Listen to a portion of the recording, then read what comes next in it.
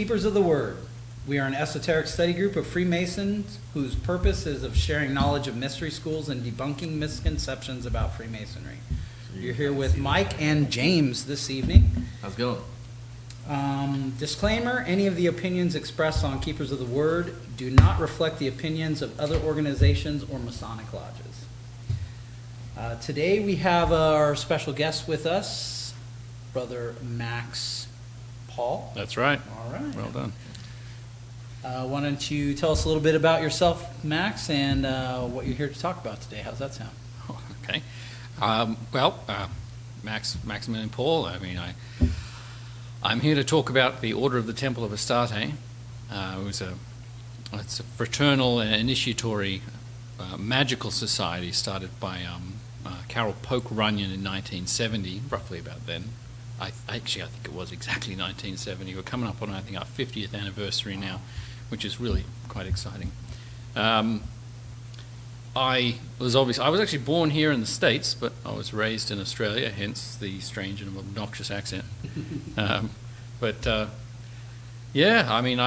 always had a deep interest in metaphysical subjects. Still maintain that, of course. And that kind of led me into, when I moved back here to kind of get to know my father's side of the family, I had the opportunity to join the order, finally.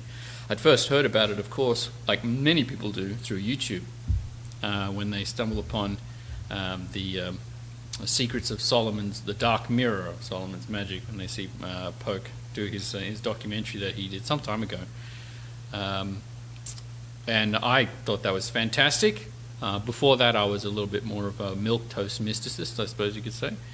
I got more interested in his methodologies, and then through that I got more interested in other things.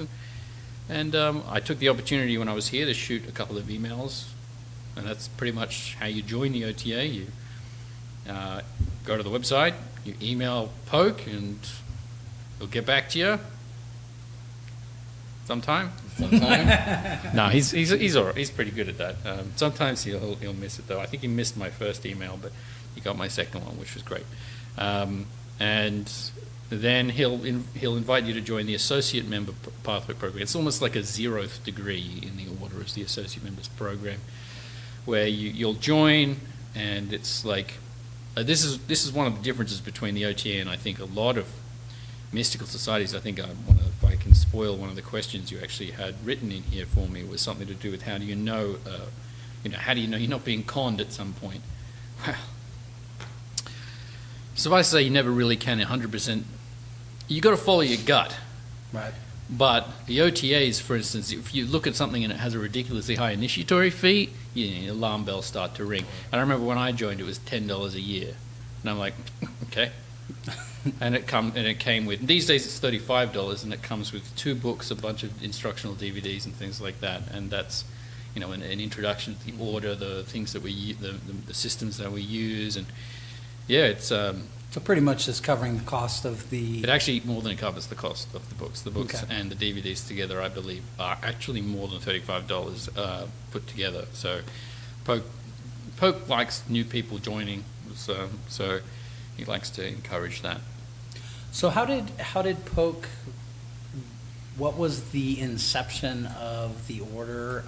How did Poke come up with the idea? What's the history of the OTA? I asked him that the other night, actually, in preparation. And all I can say is you would be best served really grilling him and putting his feet to the fire over that, because it was an ocean of information that I could not retain. But, he comes from that I guess they're the old guard now. Mm-hmm. After Crowley, Rigardi, and the first Golden Dawn, at least in the early part of the 20th century, and then you have the mid part of the 20th century, the psychedelics and things like that. Just following that, and just before the Satanic Panic, there were a bunch of orders, obviously, which got started, and Poke's was one of the LA notorious orders that got started, and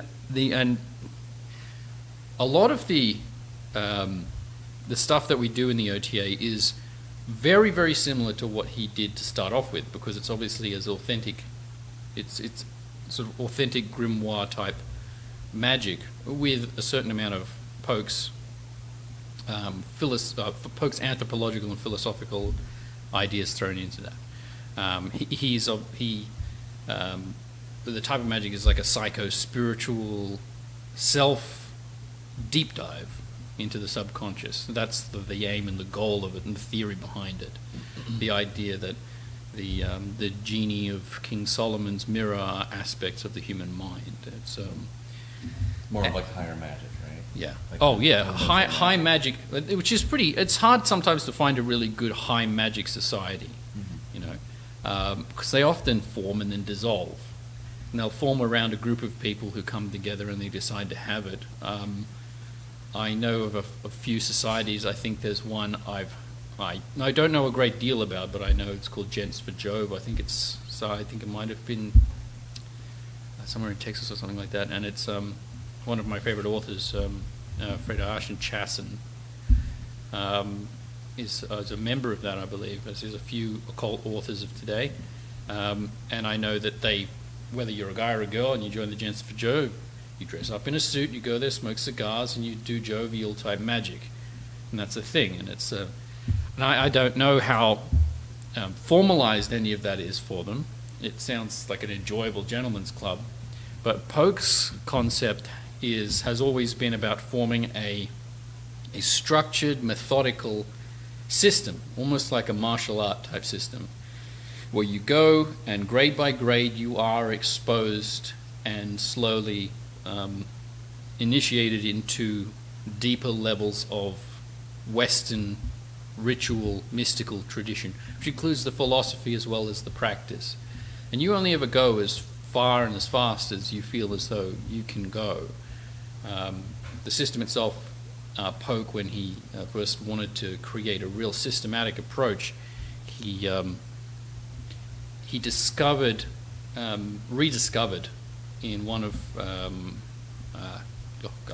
can't remember the book's name, but it's written about, Manly P. Hall writes about it. It's a discipline called the Krata Rapoa. It's an old Freemasonic kind of system which, at the time, claimed to be a recreation of the initiation into the pyramids. Okay. So it's meant to hail providence from the ancient epoch of Egypt, where, you know, the mystery religions beneath the Sphinx, or however you will. But who knows? It was definitely from the late 1700s, so the 18th century sometime, roughly in the early days of when Freemasonry was coming together. And it was one of those developed and then not used things. Like, it probably would have become, it would have been like, you know, like a Scottish Rite or something like that, you know, like the Scottish Rite or the York Rite or something like that. It had the opportunity in the early days to maybe become something like that, but obviously it was never picked up properly. Maybe it just wasn't fleshed out right. These things come and go with the very easily in the early days with you could say the inspiration of the people who came up with it and the people who immediately around them to keep it going, which is another reason why magical societies often fall by the wayside. They'll form and then they'll fall apart. And as I say, the OTA has been trucking along for 50 years, and it's doing pretty well, I'd say. Good stuff. Yeah. Well, that's good to hear. Yeah, the thing I think about any type of group of people that get together and form, whether it be a society or a friendship or a fellowship or a club or whatever, is that those like-minded people have to keep an energy going that will perpetuate and continue to grow and flourish, and when they don't, or they get bored or decide to go a different route, or this wasn't the journey they expected, they dissolve, and then or there's no lineage. They need the lineage. We actually need more lineage. We need someone to follow up, like you said, the old guard. There needs to be a follow up with that. So how often is this just is it something that happens ceremonially just on certain holy days or certain? We celebrate 5 specific events throughout the year. Okay. 4 of them we see equinox and the solstices. Okay. So those 4, and we also do a kind of like something called Moat Mass, which is sort of like a Day of the Dead. It's a celebration of ancestors, and it's a celebration of sort of the ancestors and a remembrance of those who've passed. So, but the seasonals are essentially a dramatization that anyone can really come along to, so long as they've been invited. Which is to say, you say you want to come along and RSVP, and then you can get the address and come along. You just ask and you shall receive. There you go. Be courteous, don't be obnoxious. Come along and have fun and have something to eat and chat. You'll never find a more amazing group of like-minded people. I remember the first time I went to one of these, I wanted to be like I remember coming to the door and knocking on the door and Poke answered it, and I was like, Poke Runyon, it's an honor to meet you. He was like, just go upstairs. They're upstairs. And he came out essentially he'd just been sleeping and trying to rest, and he'd come out and he was, and I'd woken him up. And I went upstairs to chat with him, and I was like, it's an honor. He's like, just go upstairs. And that was very funny. But I remember at the end of it, when everyone was there, that there was like 30 people there at that stage. That was a big one, actually. I remember that I wanted to be a part of every single conversation that was going on simultaneously, which was amazing. Most of the time when you're interested in any of these sort of things, you find yourself somewhat of a natural outcast. It's rare to find a place where you keen on to absolutely everything that's going on. You want to be a part of absolutely everything that's going on. And I think that's one of the most important things about a mystical society for today, is that in the age of information, that there really are no secrets. I mean, there are, but you can't really keep secrets these days. We do, like in Freemasonry, we choose to keep secrets. And I feel that's a point of integrity for us, is that we choose not to reveal things which essentially you could probably find out if you really wanted to dig. But we choose to keep them. And that's the same in any society, but when it comes to information, in ancient times, obviously, you would join a mystery tradition and they would have information, sometimes even education. And without joining, without saying, yes, sir, you wouldn't be able to get that education. These days, education is just at our fingertips, literally at our fingertips. And a society's purpose, in fact, has a more important role, and that is the community and the society that you join. And in that case, when it comes to joining a society like that, you need to feel out the group that you're joining. It is like joining like a martial arts, if you are inclined. You need to get a feel for the instructor, you need to get a feel for the atmosphere of the training, because in the end, as many advanced martial artists will say, it's not really down to the martial art, it's down to the practitioner. Right, how much work you want to put in. Yeah, and it's the same thing you're going to end up reading a lot of the same books, regardless of whatever mystical society that you join, whether it's the OTO, the OTA, Golden Dawn, or what have you. You're probably going to end up having a rather pretty and wonderful library, and hopefully you'll have read at least half of the books that you've purchased, which is unlikely, but you try. And you'll generally read the same things, and that's one of the great things about being a part of a community like that, is especially when it's a structured community where you can keep in touch with everyone, is essentially you could, in fact, form little cliques for a short period of time just to do reading assignments. You give each other, you'll do like, I'll read the 3 books of Agrippa and you can read all the works of Paracelsus or something like that. We'll come together, we'll chat about them and we'll compare. And that's something that you can do, and I think that's a really beneficial thing to be able to do, to discuss perspectives on these things, get someone else's perspective. Ultimately, when it kind of comes to anything mystical, any real high magic mystical society has the problem of it's essentially like herding cats. Everyone's so individual. Everyone is so individual. It's very accurate. That it's sort of like, and that's for me that's really what the OTA is the way we herd cats. Is we have a Neo-Phoenician system of ceremonial, seasonal ceremonies, and the Krata Rapoa and the OTA, where a lot of things have been synthesized. Both the Golden Dawn has been synthesized, traditional ritual magic has been synthesized, some of the Eastern sort of systems of chakra meditation have been synthesized into the Kabbalah as best as we can. No one's going to be perfect at doing any of that. The systems may or may not have meant to have been synthesized together, but they do work and pair quite well together when you try. And when you're mixing all of this together, it's sort of like, it's like the dinner bell for people, where they come together, whether often or infrequently, to share what they've been doing, to network further with other people of like minds, and to continue their spiritual growth that way. So That's awesome. So we have a question. go on. People are asking, what was your most memorable moment, or life-changing memorable moment working with Pope? When working with Poke specifically? Specifically Pope. Does that mean, maybe you don't know, but he's kind of, historical figure. Yeah.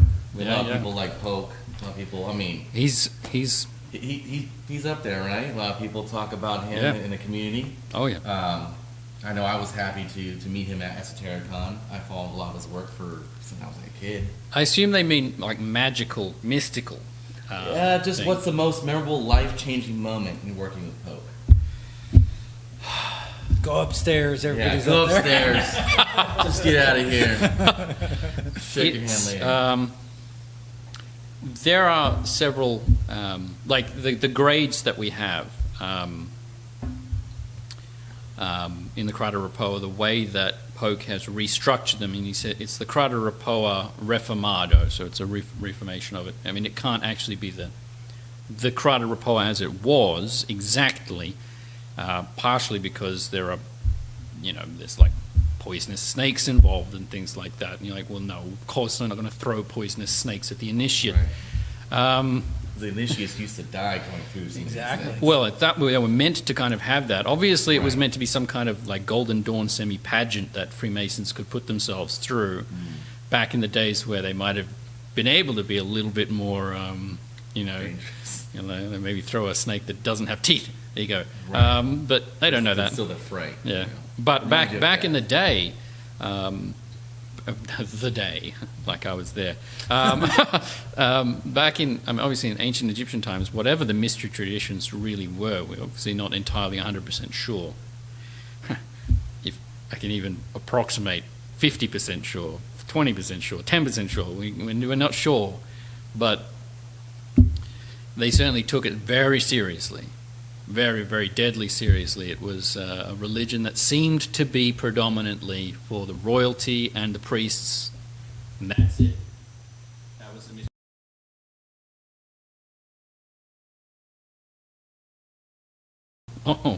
Which, from what I understand, the term magic is probably more of a modern interpretation of those schools or thought processes or philosophies, because I'm told that it was just spirituality. Whether or not there was even a word for it, this was just the sequence of the way that these ancient mystery schools dealt with all of those different aspects of spirituality and magic, and there really wasn't a specific kind of... Well, when it comes to trying to analyze many of those, the way in which things were analyzed in ancient times, the Cartesianization of information, obviously René Descartes is a relatively recent philosopher in the history of things. The separation of church and state was a huge thing. Right. That was not a thing. That was not a thing for a very long period of time. It's arguably in some instances still not as much of a thing as I personally think it should be, but again, these are getting into interesting waters. But the separation of science into the various disciplines that science is well known for. They weren't a thing. It wasn't a thing. I would always recommend to any reader to get their hands on Sir James George Fraser's The Golden Bough. Yes. He talks about it from essentially a skeptical perspective, and he presents many things. If you get especially the very long version, as I did to begin with, it is almost literally like reading an encyclopedia. It's a pretty thick book. Ooh, Yes. yeah. It hurts to get through each chapter, but you really appreciate it when you do.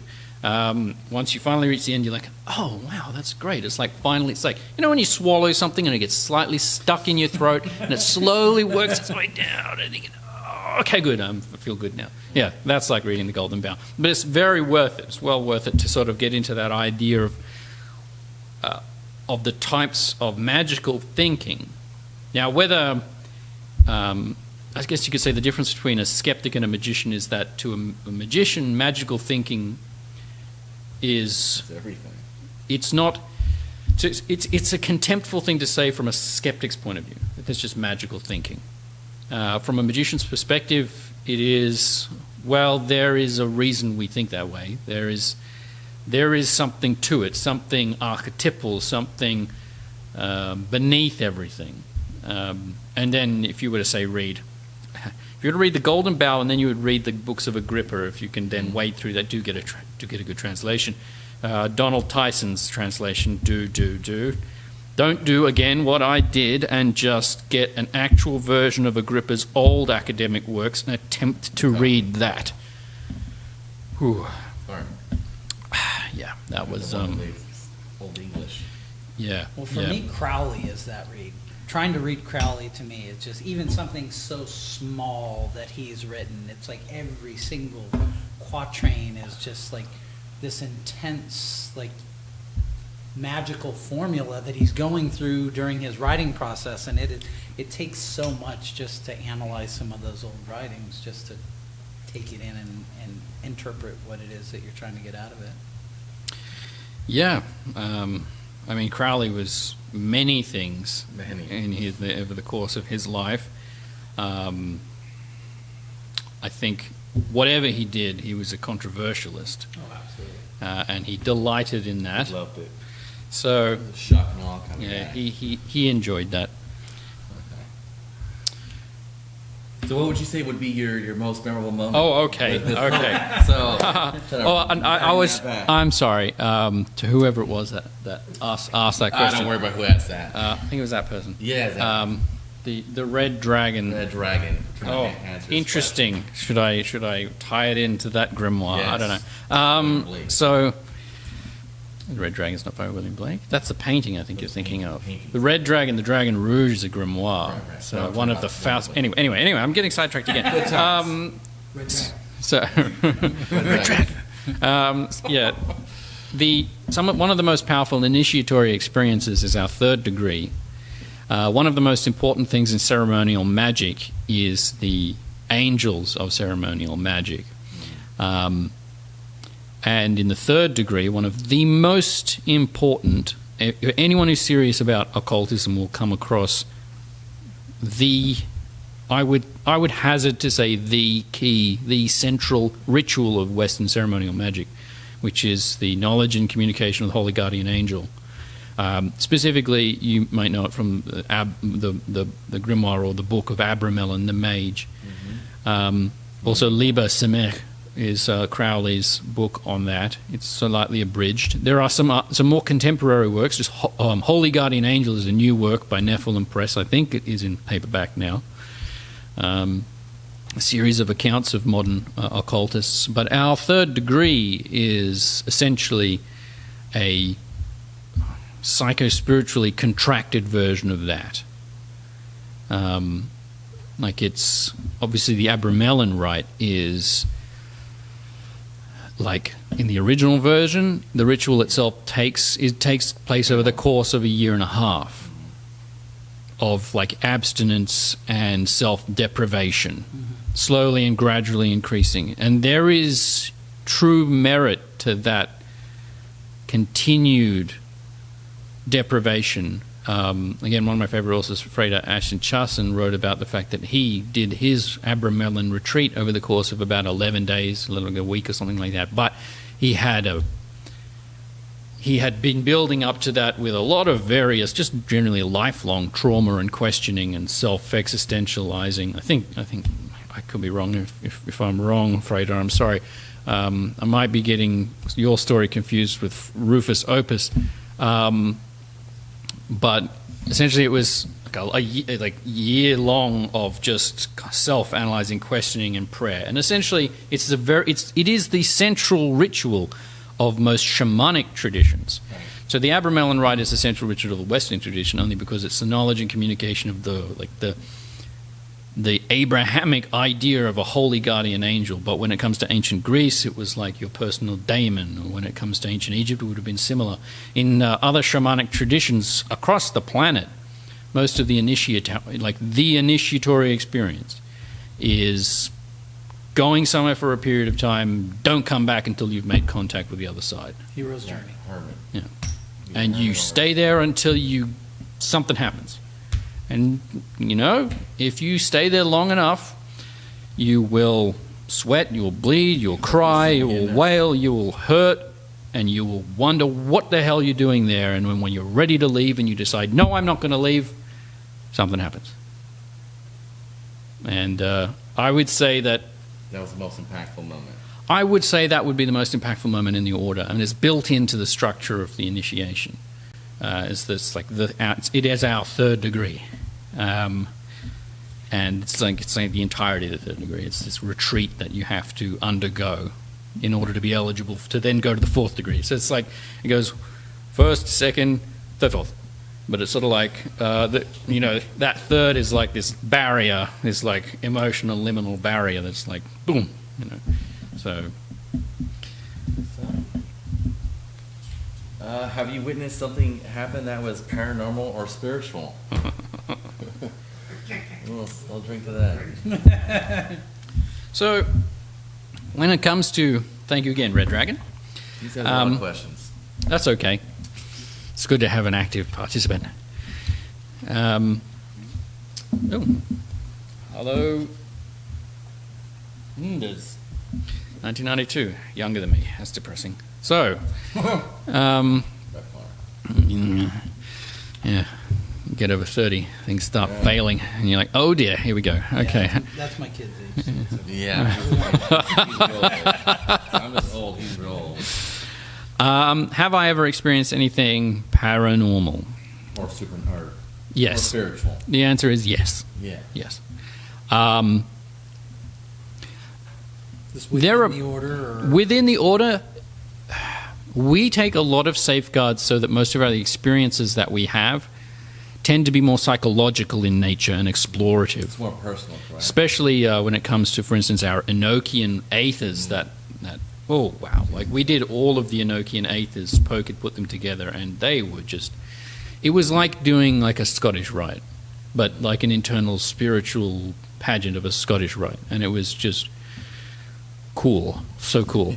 But have I ever encountered something paranormal? I have.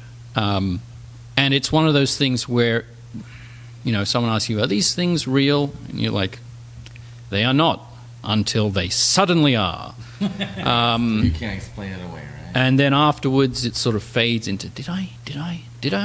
What was that? Did I? Yeah, I remember it was an experience that I just personally had with an old girlfriend of mine. And we had been enjoying each other's company, and the energy that we'd built up obviously attracted something. Now, if you've had an experience with anything like this, you'll be like, yep. If you haven't, you'll probably think, oh, he's bullshitting us. He's lying. It's not true.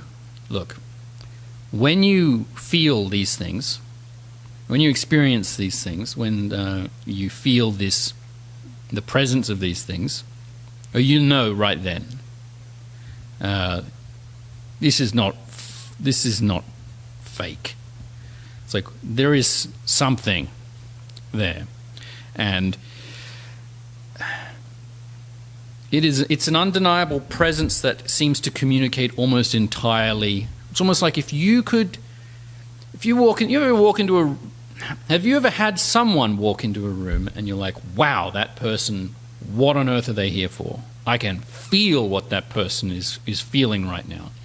Multiply that by 50. And imagine a language entirely comprised of emotions. Like, so complex and nuanced, and you feel what they're feeling. It's like you could utter sentences with just the feeling of emotion. And most of it is submit. Most of it is overbearing and somewhat terrifying. And what did you interpret that as? Oh, I didn't interpret it much. We just banished mostly. It was, it was obviously not there for my... after a great deal of retrospect, I feel it was there to feed. Usually they are, right? So I think it was just there gobbling up all the excess energy that we'd happened to stir up, and then we smudged the place as best we could, did a lesser banishing, and away it went. But it was undeniable when it was there. I mean, both of us it was just right there, like someone walking up to you in a crowd and putting their face right up against your face. It's like, what do you want? Well, that's the answer to your question, Red Dragon. Okay. All right. And terrifying how?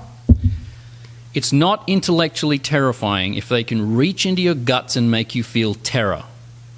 So it doesn't have to be intellectually terrifying if they can just make you feel it.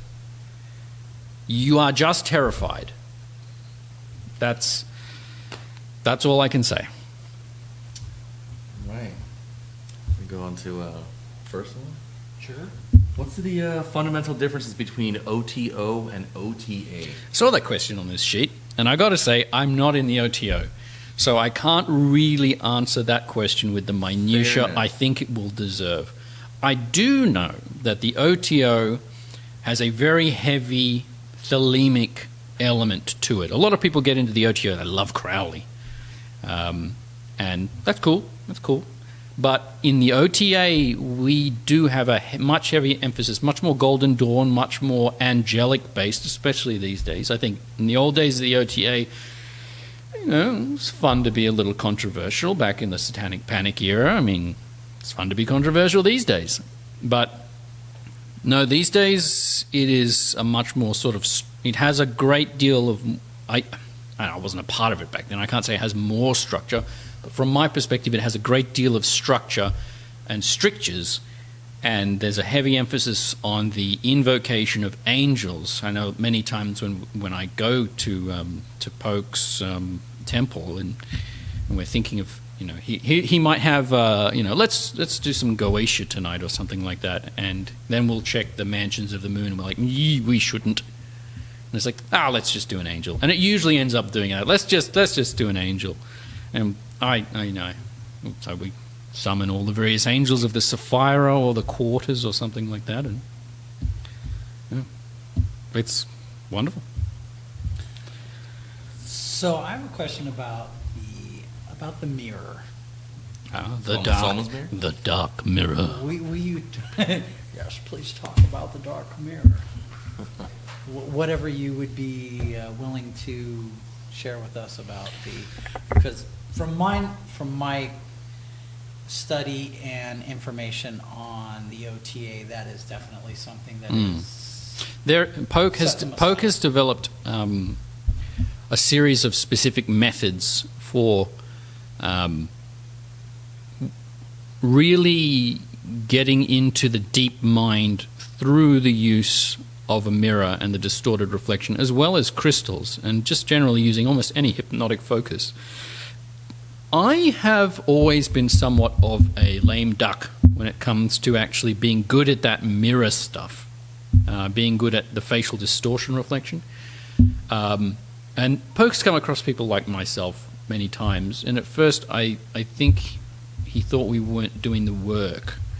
But It's one of the most key educational experiences, I think, especially today in the age of information, to realize people's brains do not work the same. Yeah.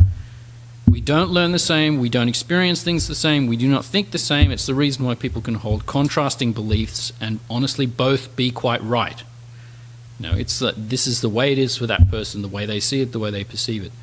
I have always been very good at feeling things, being able to, I've always done a great deal of sort of qigong, nigong type stuff, and in engaging with the communication of these invoked angels, for instance. For instance, whenever an angel is invoked, my forehead will tap like that. It will thrum and buzz specifically, and that's when I know, I've made, we've got contact, we've got presence.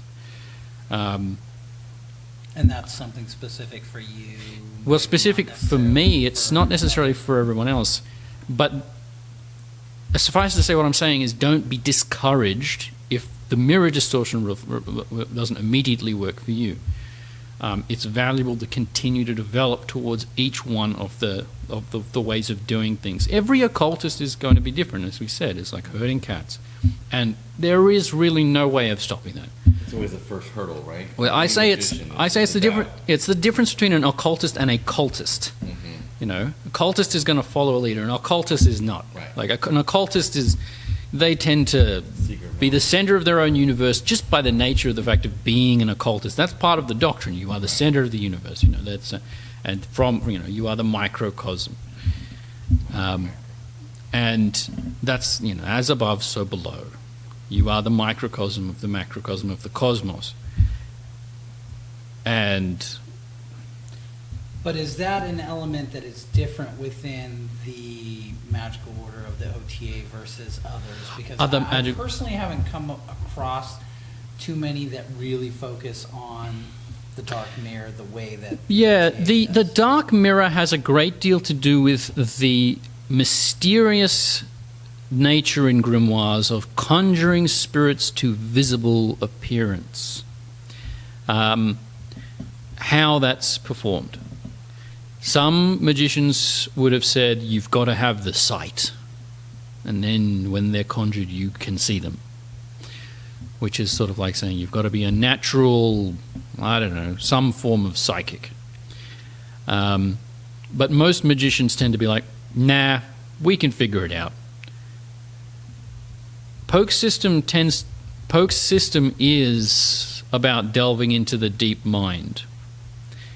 Utilizing a lot of Western ritual magic. If you're going to go off and you're going to do your own more literal interpretations of grimoire type magic, that is to say, for instance, you set the triangle on the floor and you attempt to conjure a spirit in smoke, maybe that will work for you.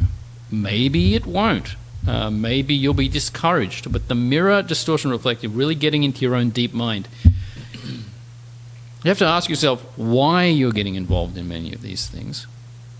And at least for the majority of members of the OTA, it's about self-exploration, about delving into the deep mind to discover things, not to mess around.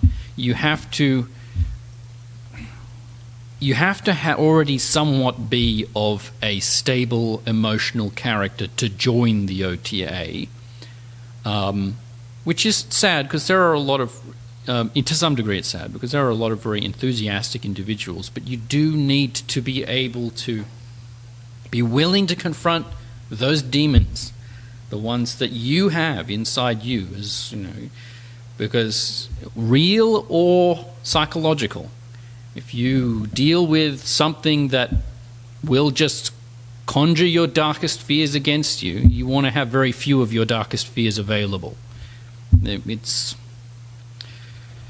I personally asked about that because I myself discovered from a very young age that just by staring into a mirror for a certain amount of time almost evoked a obviously it's a hypnotic it's element, but I can remember almost getting to a point where it was difficult to know the difference between what was the viewer and what was the viewee. That's impressive. So I imagine the mirror method would work exceptionally well for you. It's actually a scientifically provable phenomenon. Sometimes they don't get you to stare at a mirror. There have been tests done where you just sit and look at another person's face. Yeah, and after a while, that face will start to distort. Right. If you've ever seen, there's these weird little videos and GIFs and things online where you'll get like famous people's faces on the left and the right, and you look at a dot, and those faces will keep changing. And as they do, they start to morph in your peripheral vision, and they look a hell of a lot like grey aliens, I'll tell you what, me. And that makes me wonder about the provenance of like the idea of a grey alien. About it's almost like it's like a proto-human face. So anyway, that's a different subject. But these phenomena seem to be natural to the human mind as things start to morph and warp as you're staring focused but relaxed at people's faces. They start to alter and change. And you stare at your own face in a dim light. It doesn't even have to be a dim light. If you're really good at this, I used to give myself weird little counseling sessions in the mirror when I was a kid. I'd look in the mirror and I'd immediately feel a little bit better, like that's someone a little bit more intelligent than me talking to me. Certainly someone more emotionally stable, and I would be able to talk essentially to myself using myself as a sounding board in many ways. I know it's complicated and bizarre and crazy, but much of this is. But it was really helpful to me, at least. And things like that, I think a lot of people in their lives have things like that. Like they have phenomena like this that they do, which are peculiar to themselves. They don't tend to want to talk about them because they are undoubtedly peculiar and strange. But again, any endeavor into trying to improve yourself, into trying to understand the creature that you are psychologically and physically, is going to be peculiar and strange. It's going to be uniquely yours. It's going to have its own interesting revelations that you're going to want to rush and tell everyone, and no one is going to be able to connect with. And you're like, oh, they're not interested. But or you find your tribe, and they all, of course, duh. That's the way it works. Yeah.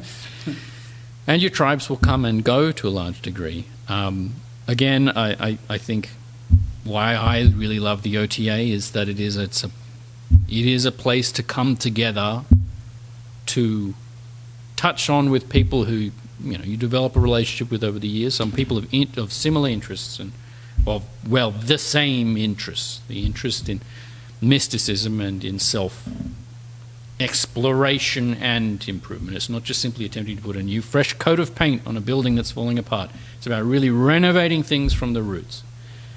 And it takes a lot of effort and a lot of focus.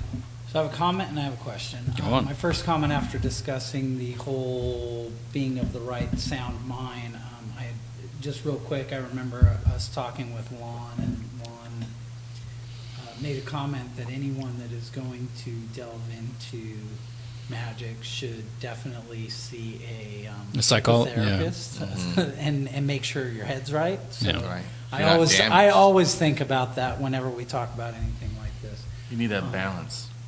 And my question is, how much of magic do you think is a reprogramming or a self-hypnosis? What do you give to that? What do you think about that?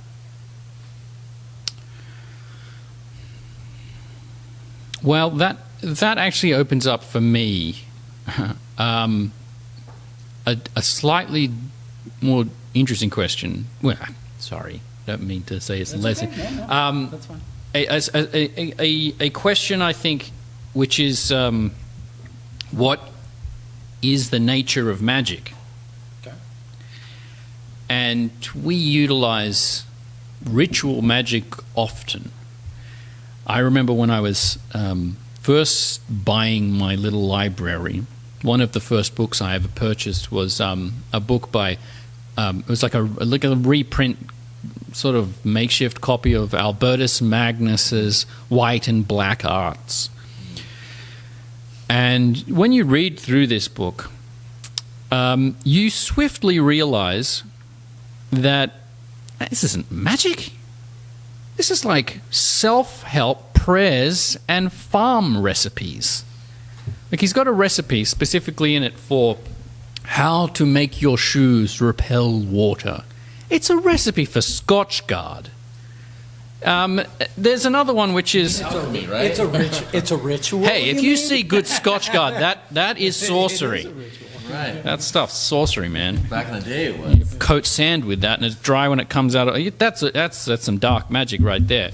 But Demons. there was another one I remember, which was how to deal with, how to fix a possessed rifle, a bewitched rifle. I mean, to you, what is a bewitched rifle? What would a rifle do to show you it's being bewitched or it's possessed in some fashion? An old musket. It's jamming. Going off randomly, yeah. So what would you do? Maybe clean it? Yeah, maybe clean it. maybe repair it. Maybe, as the recipe says, take it apart, mix a special oil, coat it with this oil, put it back together and put it somewhere dry, which just happens to be either a cellar or, as they say, an open grave. But it's like, yeah, that's somewhere dry. So, okay. And then they have a bunch of recipes, most of which are about livestock, I've got to confess. And I quickly realized, I'm like, this isn't magic. And then I thought, wait a minute. Why did I say that? Why is it not magic? What is it about the modern age which makes us take what technologies we have and somehow devalue them in that fashion? Well, I mean, it comes down between cause and effect, essentially, you know, where there's it's not just cause and effect. There's cause, there's an action, and there's an effect, and there's a medium in which that all takes place. And science is when you can see all of those. When you know all of those. You know the medium. You know the medium, you know the cause and the action and the effect. And miracles is sometimes where there's an effect. You don't understand anything else about it. And magic is when there's a cause and there's an effect, but I don't know what the medium and the action is. It's mysterious. So maybe if we do this ritual this way every single time, then we're going to get this effect from the initial cause that we had. Yeah, and there are a lot of theories that will crop up as to what connects the cause and the effect. I mean, obviously, that's even the God of the Gaps theory comes up with that. It's trying to connect these numinous and wondrous causes and effects. What's the action? What's the medium that permits all of this stuff? And that, for me, is the difference between magic and science. It's the same thing, it's just science is more comprehensive understanding about precisely what's going on. And then again, I don't think the universe owes us an explanation for how it works. And if it decides to be anomalous, it's just going to do that. And if it decides to not make sense to us, it's not going to make sense to us. And a large portion, I think, of like talismanic magic going in those directions. It's a sort of like a matter. It's sort of like when The Secret came out. It's basically talismanic magic light, but it's magic, and of course, magic is constantly invoked in all religious ceremonies. It's a conceit to think that just because you're part of a mainstream religion that you're not using some form of ancient magic. It's all built on that. I mean, I quite enjoy going to Catholic Mass occasionally because I enjoy the ritual. But it is a ritual.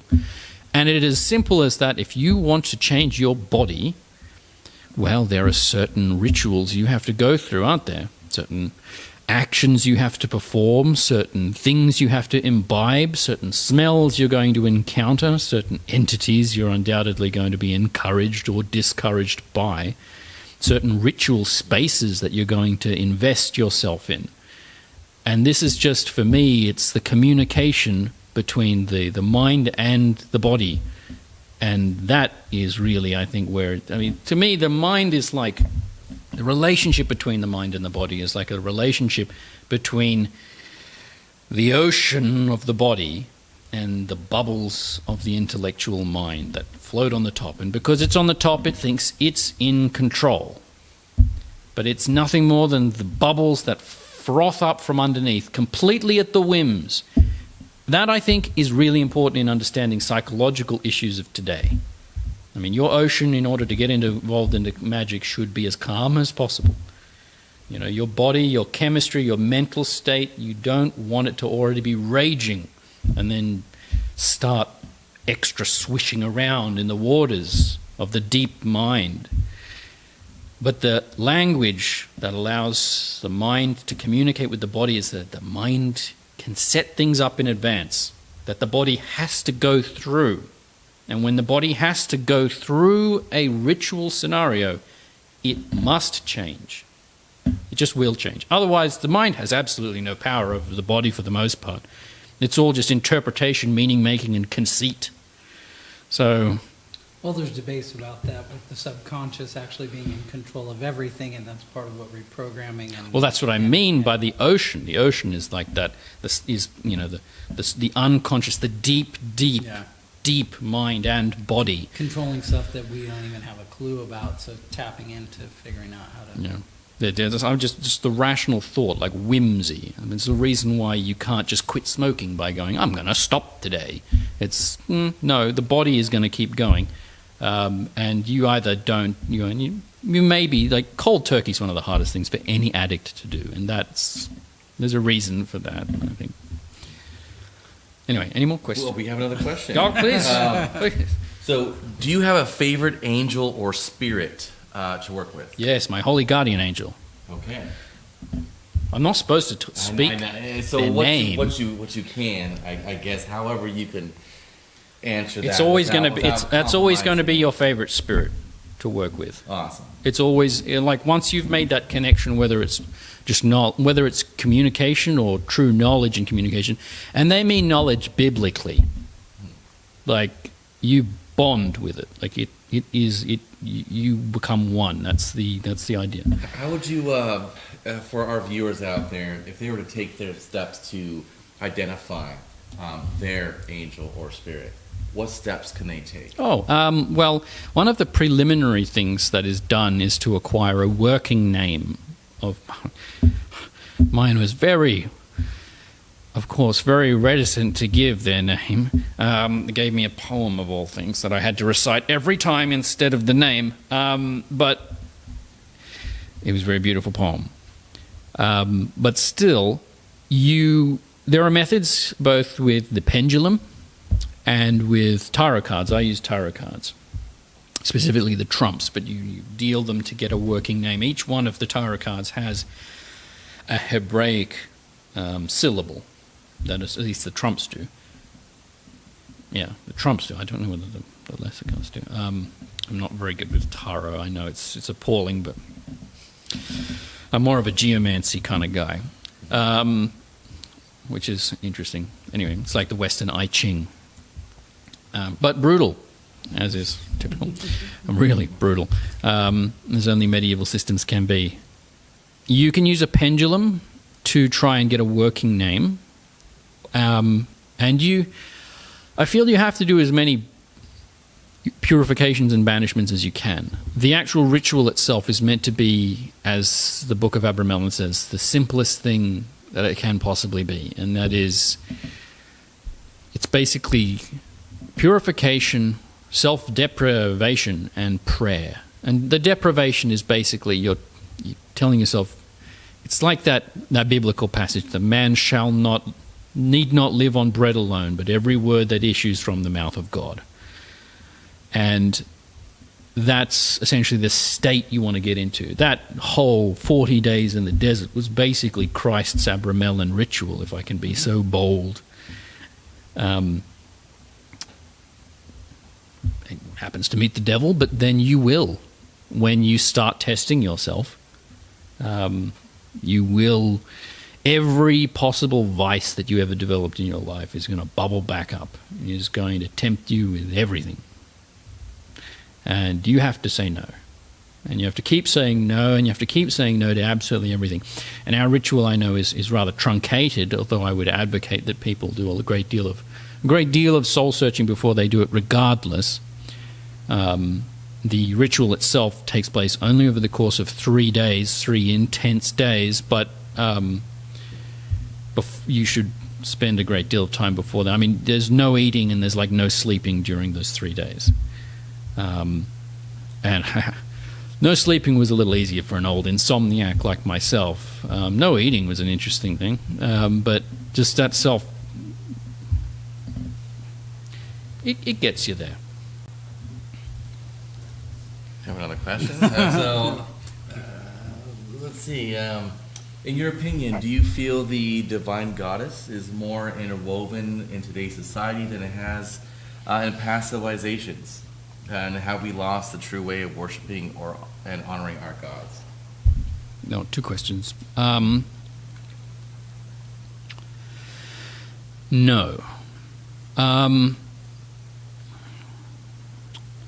The divine, it depends on what you consider to truly be the divine goddess. It's sort of like the archetypal Morrigan, the mother maiden crone. Specifically because those are the three great female archetypes.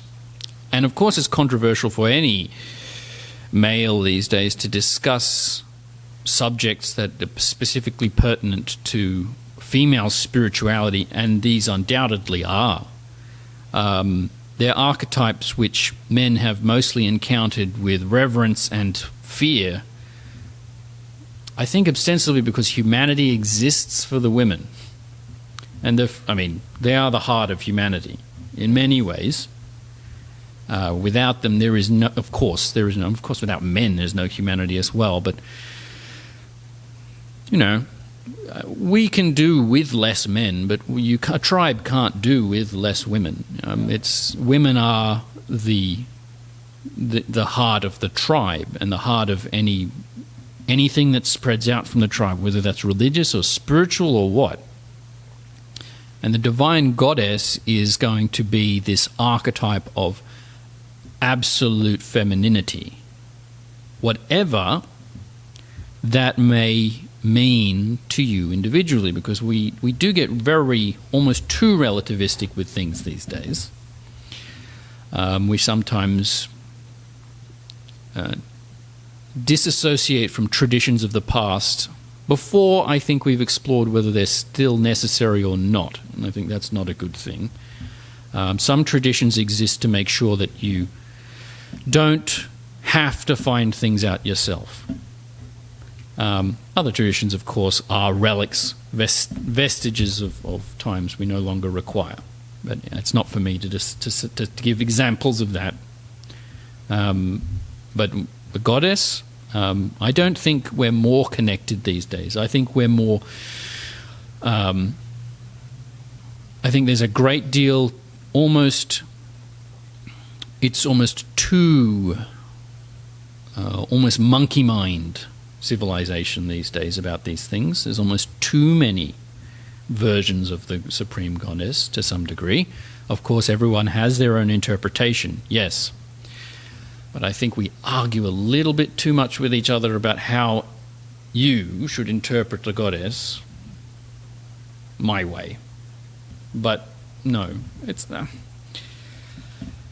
not an easy subject to broach, essentially. But so what role does the sacred goddess play within the OTA? Is there a role? Well, Polk started the OTA partially because he also wanted to really reintroduce the feminine aspect to Western ritual magic, which had been somewhat excised over the course of it going through the Victorian era. Patriarchal societies of the Victorian... Specifically the Victorian era in Europe.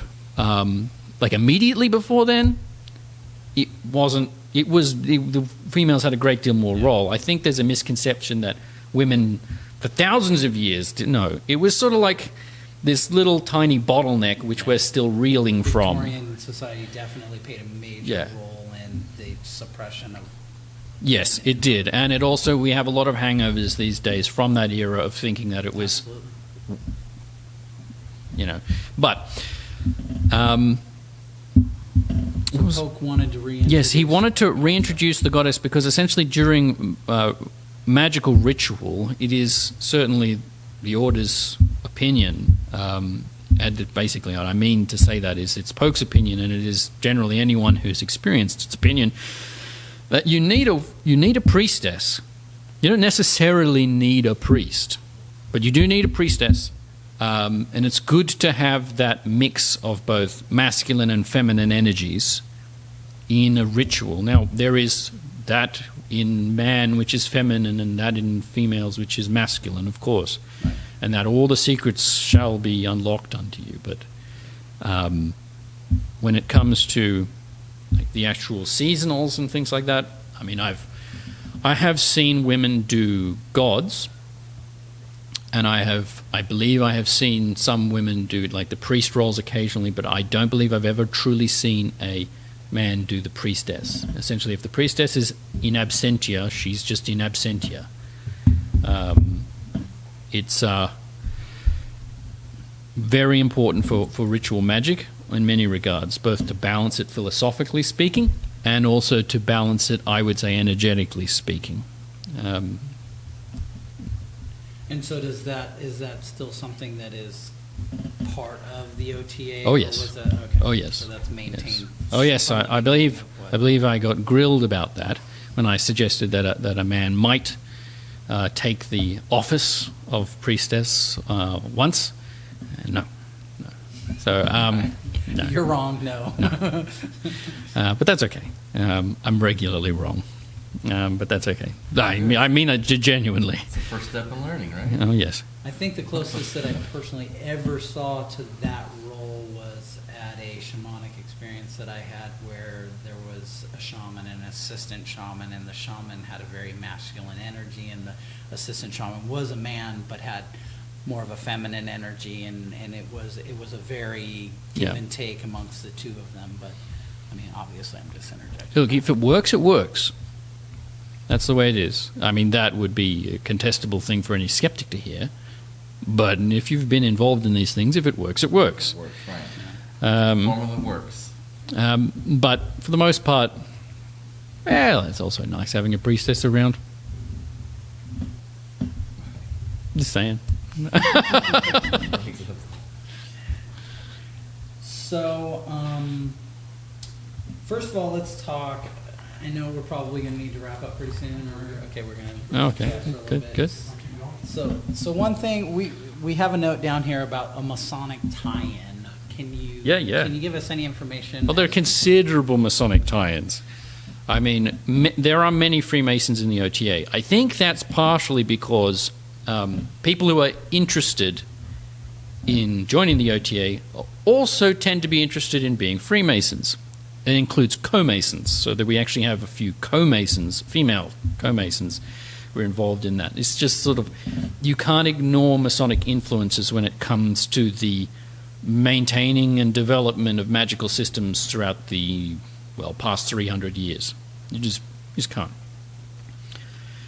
The Krata Rapporteur, of course, the initiatory system that Poke uses, was developed as a Freemasonic system, at least sometime, in order to be, again, like a Scottish Rite type thing.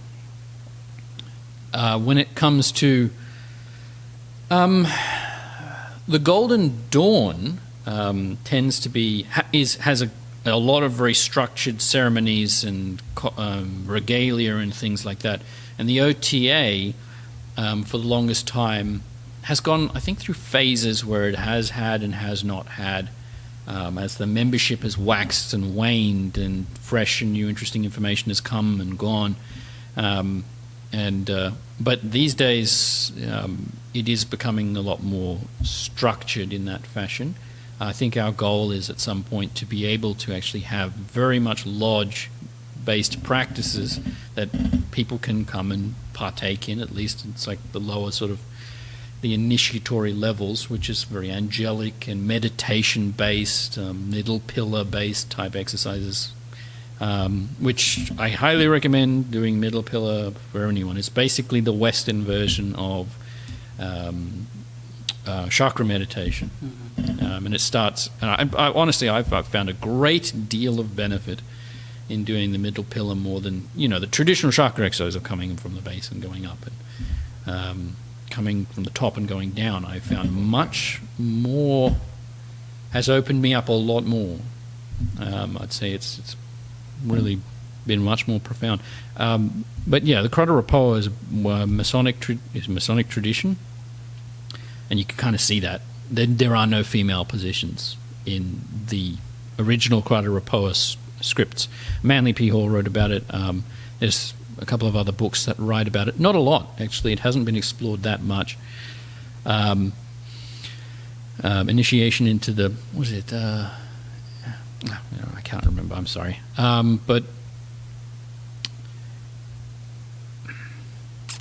I know there are some other older ancient rites that I was talking with some of these guys about that the research I was doing involved some involvement with acacia root and some other components that essentially created a ayahuasca type of a brew, and that there were some older rituals that had Masonic tie-ins with part of the ceremonies. So I don't know if it comes from that type of those times or not. I think there have been many occult revivals over the past few hundred years, and the past few thousand years, to be honest. But I think we remember the more prolific practitioners and writers more than we really remember the movements which they were steeped in. We do, of course, remember the early 20th century, the Alice A. Baileys and Aleister Crowleys and MacGregor Mathers of the early... And we remember a lot more of that. Obviously, we more information, but we probably don't quite remember, like in the 1500s, where there was Agrippa and Magnus and Paracelsus and Johann Zweyer and things like that, and it seemed to be again another kind of revival, and it probably happened many, many times. Probably happened roughly at the same time when Freemasonry was becoming really lodge-based, and Crotta Repoa was being developed, and there was again a broadening of information in regards to everything, which includes again always some degree of narcotics. I mean, I know in some of the fumigations of Saturn in Agrippa's works, there are some pretty heavy narcotics that are involved that you burn, and yeah, you'll see some spirits on that. But when it comes to the specificity of what you've said, I'm not 100% certain in regards to... Like, the acacia root I know has dimethyltryptamine in it, and you can extract dimethyltryptamine from that. And DMT has, thankfully, thanks to a lot of podcasts and people like, of course, good old Joe, really bringing it to people's attention. Well, Rick Strassman did the spirit molecule, which he was an actual scientist that did a lot of did some case studies with large groups of people and did some actual nice science behind trying to interpret the experiences that people were. Yeah, I mean, as Joe Rogan often says, sometimes in his comedy, that we were just a bunch of monkeys, we ate some mushrooms, and here we are. Right. Stoned ape theory. The stoned ape theory. I really believe that. It's... Well, you got to think somebody ate it first, right? Well, others probably watched and was like, "Whoa!" The greatest. Someone ate the chili first. That's more of a mystery to me. Right. The most interesting thing, as far as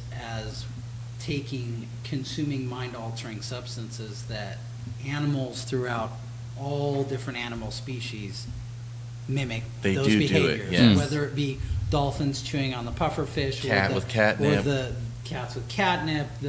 Actually the pumas, I guess, in South America will go to where the vines grow that have the DMT and consume. So it's, Apparently human beings have been getting trashed longer than we've been human beings. Yep. That would imply to me that there is some evolutionary benefit to getting wasted. I can vouch for that. I think there's a survival of the fittest. I think those who survived knew how to get wasted right. Yeah. Right. Yeah, for sure. All right. Well, do we have any more online questions, or you want to? Online's done. Online's done. No, is it? We have nothing. Why don't we start to wrap it up? Why don't you tell us, give us some information for our viewers about if people are interested in becoming part of the order. I have a question. Oh, So, we talked about OTA, we talked about Golden Dawn, OTO. If one had a choice to go between the three, what would be the first one that they probably should do? Is there an order? Oh, there's no first one that you should do. What would you recommend as somebody who's... I would say, well, if you're going... The if guy you, who's not involved in the OTA, right? Right, not the OTO, but from what you hear... Sorry. Yeah, I can't... I'm also not a Golden Dawn acolyte. I'm not in... I mean, I'd like to be, and I probably will. Do you happen to know somebody who's been part of the Golden Dawn? Oh, maybe. Maybe, right? Yeah, maybe a so few. What do you think would be maybe, would they recommend something? I know people who are involved in both, or in the OTO and the Golden Dawn. I would say that from what I know of the OTO seems to be, to me, a little more edgy. It's a little bit more left-hand pathy, a little bit more thelemic, Crowley. And if that's your cup of tea, okay. I mean, it's not mine. As I say, having encountered things which can just conjure gut-fearing terror in you, I don't wish to just toy around in an edgy fashion. I feel structure and caution is important. Other people might be like, nah, let's just do it. No. And, okay, I think that's a short path of... It's like a long walk off a short pier. Let's say that. I think it's not... But that's not a condemnation of the OTO. Obviously, the OTO is doing something right. Otherwise, it wouldn't have existed for as long as it has. And it exists in multiple countries, and that's obviously doing something right. It's not easy to get that kind of dedication. It's not easy to get that kind of structure and that kind of organization. Most organizations fall by the wayside the moment the founder and anyone who's a mover and shaker is gone. They're gone too.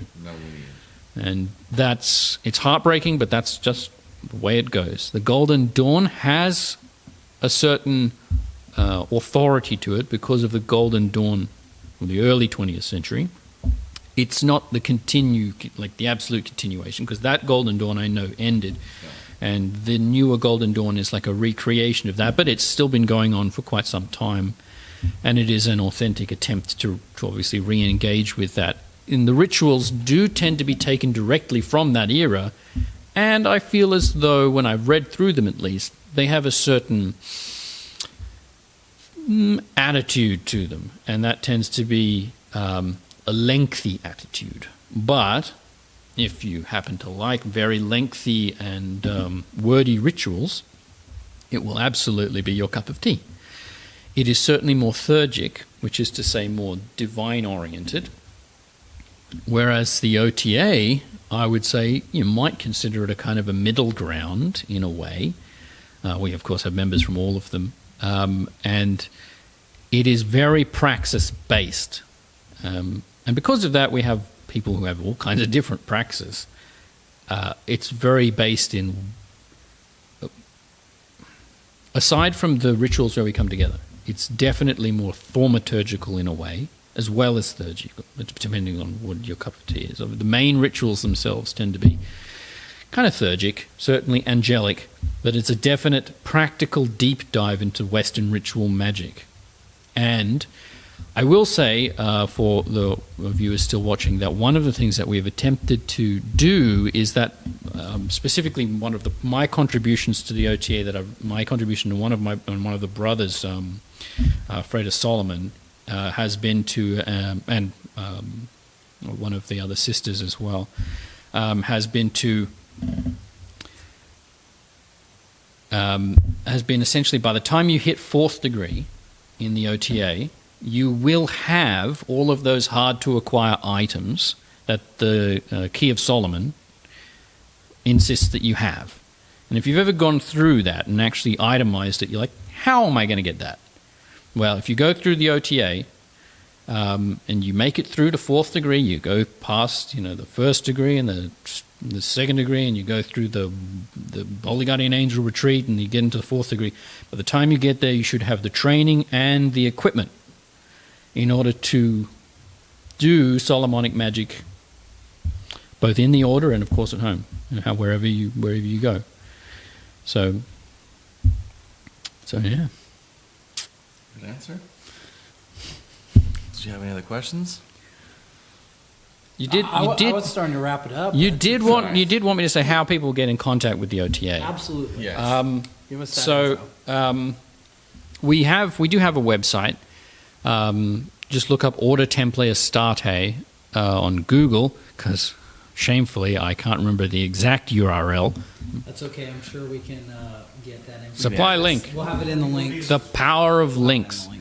There's a link appearing right now. You'll see on the contact us, there'll be just pretty much an email. Just send an email with a heartfelt message of why you would like to be involved with the OTA, taking into account all of the various things I've said this evening, and whether it's for you, whether you feel as though you are ready for that, and we'll get back to you.